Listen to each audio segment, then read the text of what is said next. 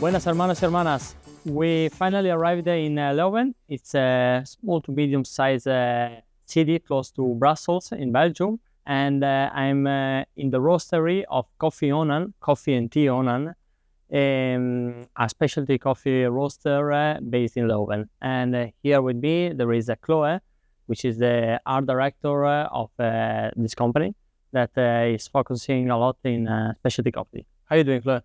I'm doing fine, thank you. Okay. So please, for our audience, can you explain us, so firstly, your story before Coffee Onan and how you got into this company, and also the evolution of Coffee Onan? Okay, it's a long story if we go back before Coffee Onan.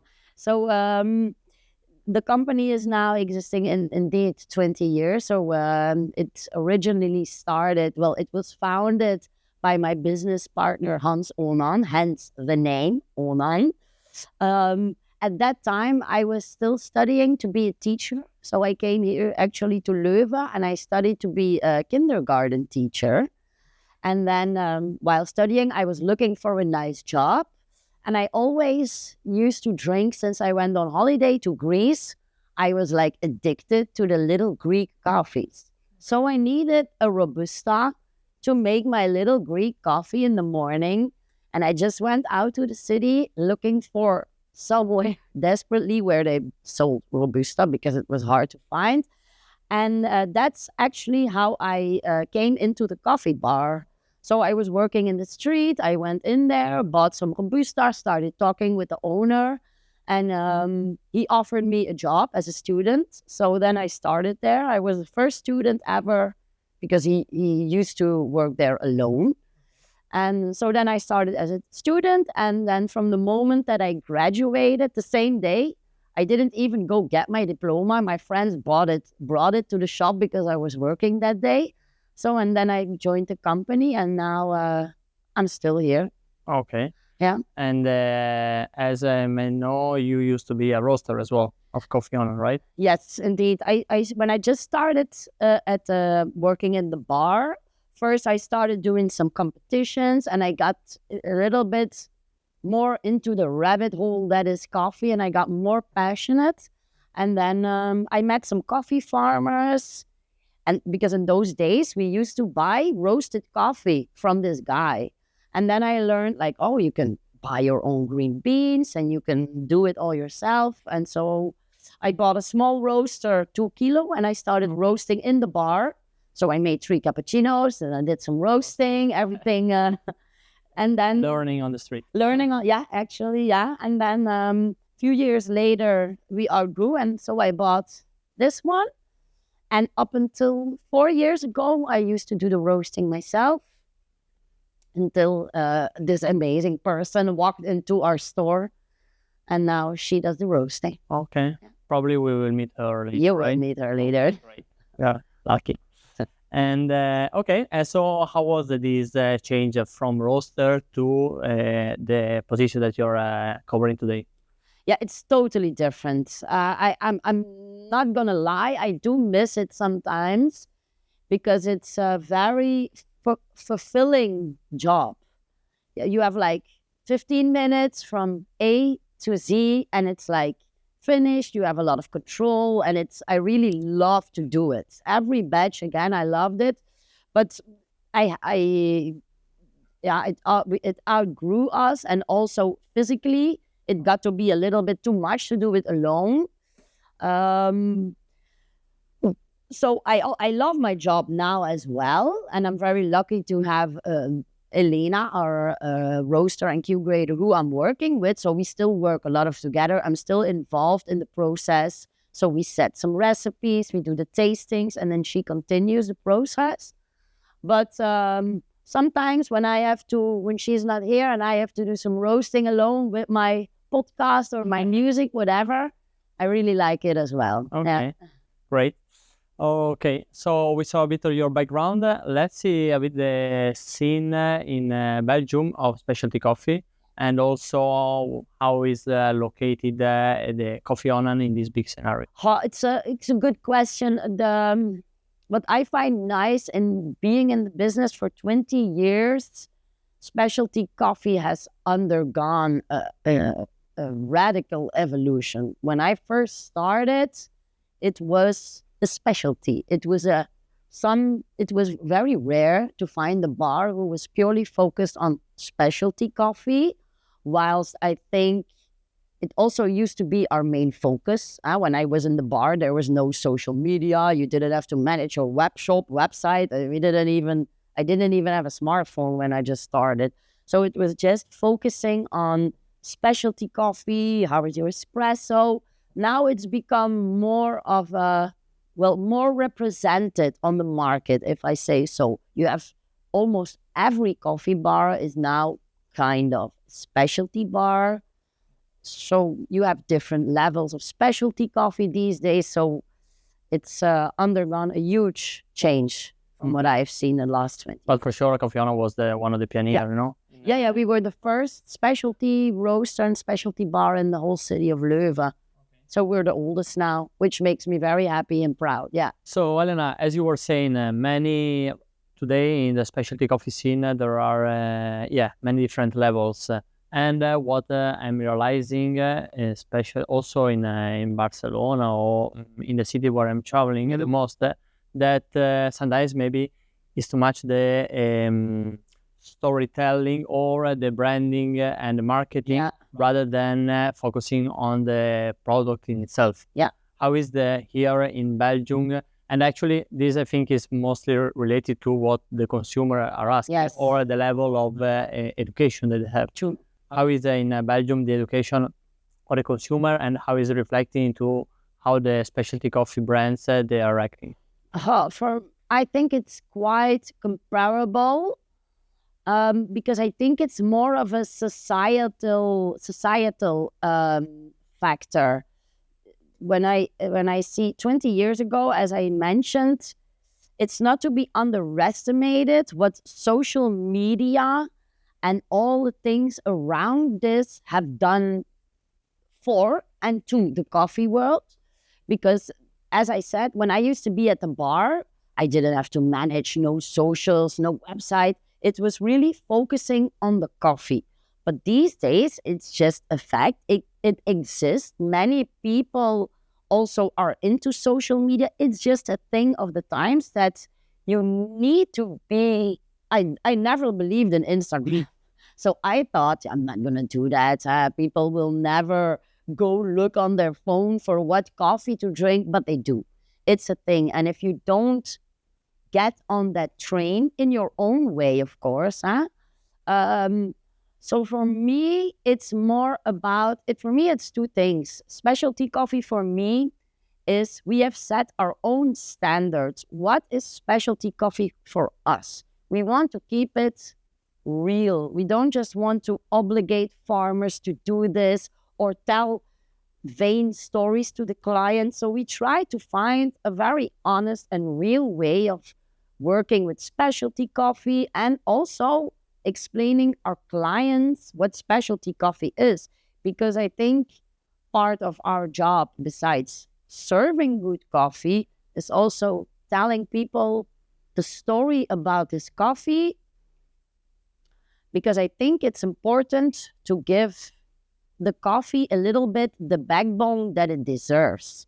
Because it's been a product that we've taken for, at least here, if I speak for myself, we've taken it for granted.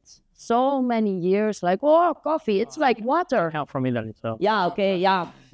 Taken for granted. For Italians, for sure. It's like water and coffee and a roof above your head is like a basic right of humanity. And I wish it was like that. But unfortunately, coffee is a luxury product which needs a lot of care. So and to be honest, this care just costs a lot of money.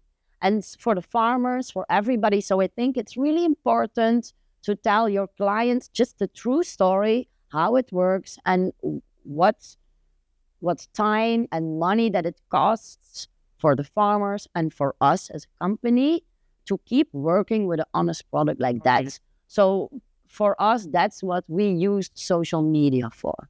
Okay. For example. Okay, so you were mentioning educating people and the consumers, and from what I understood, you also do take some classes for I don't know, maybe Q graders or for like barista. Yeah.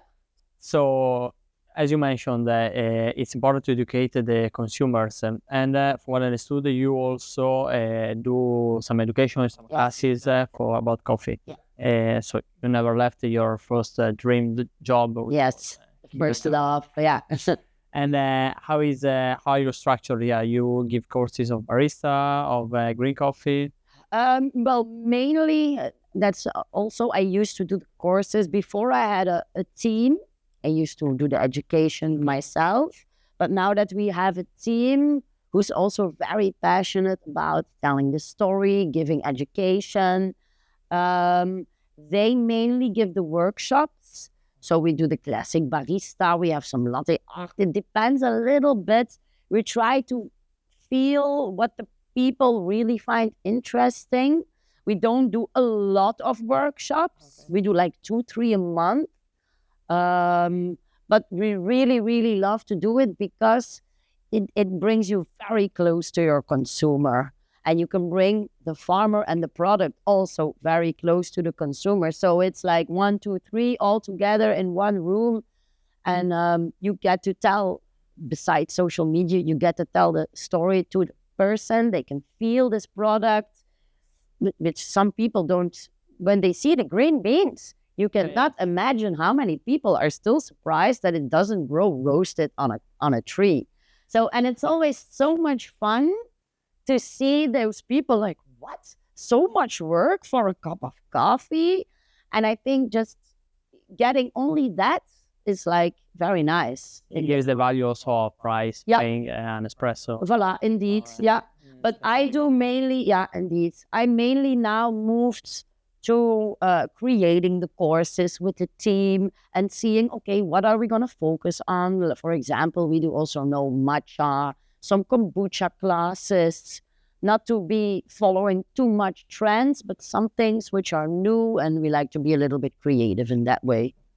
So, well, roaster, teacher, art director. So what's next for Chloé and also for Coffee On? To be honest, now we're going to, the roastery needs a little bit of optimization in the process. So we've grown a lot the last 5 years.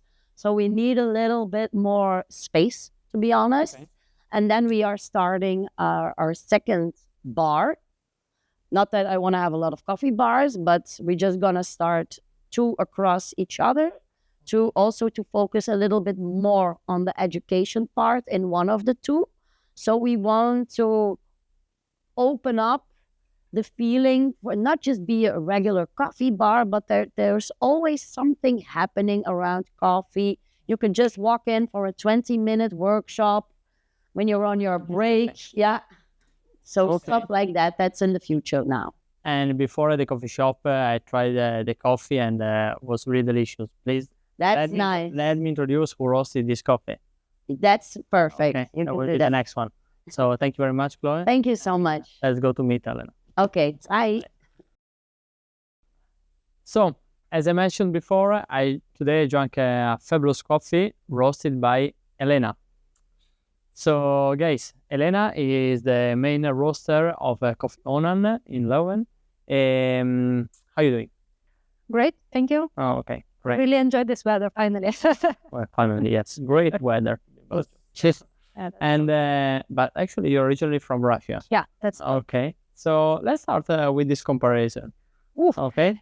No, focused on the specialty coffee. So how do you see the scene in Russia compared to Belgium and specialty coffee? It's a big question, and I started in Russian coffee in 2009 as a student job, and then I just fell in love with coffee, and you continue. So it was a long time ago, and the specialty coffee was really getting into the old people, young people want to serve for specialty coffee, and a lot of coffee bars open with a lot of focus on mostly at this moment high acidity coffee, like really very weird tastes. And it was like, yeah, okay, well, this is a new trend. And here in Belgium, I see less of this hype coffee, but more a little bit calm taste, but also amount of people that just everywhere can drink coffee and get a good cup of coffee. Okay. Impressive. Okay. Yeah, for sure, different taste also in culture. So, but let's start as we talked with Chloe about your story, how you became a roaster.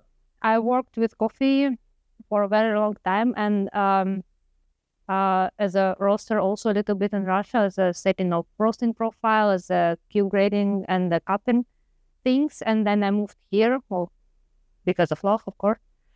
And immediately I was like, yeah, but I will not search for different type of job. I want to continue with the coffee. And then I found the best coffee bar here in Leuven, and they have a coffee roastery. And I was like, why? This is the moment. I should talk with Chloé and Hans. And it happened. And I think next day I start work here. First in the coffee bar, and then step by step come to the roastery and start roasting coffee here. Okay, great. And so as you were saying, a different perception culturally than Russia, for sure. Yeah. And so it's been already how many years that you are in Belgium? 4 years. Okay. So let's talk about the different profiles that you create for the consumers. As of course, you're originally from Russia, you were saying there is this difference in culturally based in the perception of which aromas they like. Yeah. So how do you build the menu of Coffee Onan for the Belgium customers? We did a lot of tastings together with the team at the beginning to just set my mind to this type of coffee, because I walked a lot on the streets and different coffee bars to try what local people drink. And also it was very important to be on the same line with the people who work in Onan, that this type of coffee people really enjoy. So we did a lot of cuppings, and then, okay, how we are going to do it, roast few times, okay, this batch is better, so we are going to this direction. Okay. And now it go a little bit easier because I already know, so this is the best way to present a Brazilian coffee, for example, coffee from India. Okay. Do you also see a difference in the way people roast in Belgium, or the roasting culture compared to Russia, or more or less the same? I think it's everywhere a little bit the same. You have roasters with their own personality, and they have a specific profile that they create. And there's roasters who go in the mainstream, and roasters who create something like, whoa, this is crazy things, but all depends what you want to translate to your customers. Okay. And you, what type of roaster are you? More keep not one style, but really something that people will enjoy. And I think it's important to find the coffee that a lot of people will just drink. Actually, it's really nice cup of coffee. There is not high acidity or not too bitter, but really good one that present character of the country and character of variety, character of the crop, and everything behind. And that's how we can create story behind the coffee. And this is the important moment to create connection between me as a roaster, our coffee farmers, and the customer who drink the coffee. Okay, interesting. And have you ever roasted a coffee that really stood out for you, and that you thought, really, I love this job, and this is the best coffee that I will drink forever? It was a lot of very interesting coffees that I roasted, and now I have a small sample roast to become even more diverse. Oh, do you have any Chloé? No, that is a link. Okay. No. Not commercial part, sorry. But I think the last one was Liberica coffee from India. And we used this coffee for our jingle blend. It's a special blend that we create before Christmas, and we sell it only during December. And it was like, whoa, the beans looks totally different, and the roasted totally different, and it looks super weird. And then you're like, oh my God, but I know a lot about coffee. And then you see this, like, okay, and then you taste, this is so good. And this was an amazing experience. Okay. The coffee world is so huge. I mean, really, it's a lot of things to try and to learn. Okay. And in the whole supply chain, how do you see the role of importers like Maritera? It's really a connection moment between farmers and the roasters, but not only like in a technical way, but also in the way as a company, as a roastery, you will not work with any type of importer. You search for a company that really click with your value, with your style of work, that coffee you like, and seeing how Maraterra changed for last 10 years. I mean, you start to do a lot of projects in the origin, and it's really impressive. And that's what we really like to see, how we create this connection between roastery, importers, and the farmers, and to show how it's real life what the farm is. And this is the thing that impressed us, and that's why role of importer is really to create this value chain from the farm to the roaster, and in the end to the customer. Okay, great.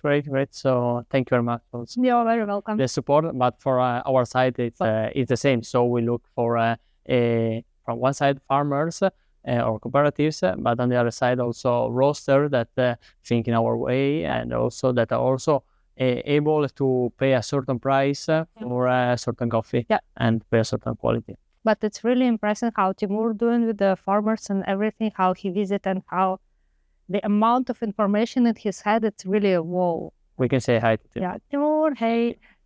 So because you did some classes, right? In 2012, we went to Barcelona to do a SCAA classes at this moment, and it was really like, whoa, this is a next step for understanding coffee and to get more passionate about it. And if you are passionate about your work, it's not your work, it's just your lifestyle. And then you translate it to your customers, to your colleagues, and right, really. And then you have such a huge energetic in the bar, and this is beautiful. Okay, and the Q grader, you took it in Russia? Or? Yep, 2018, I believe. And it was really hard week because I didn't expect that it will be so hard.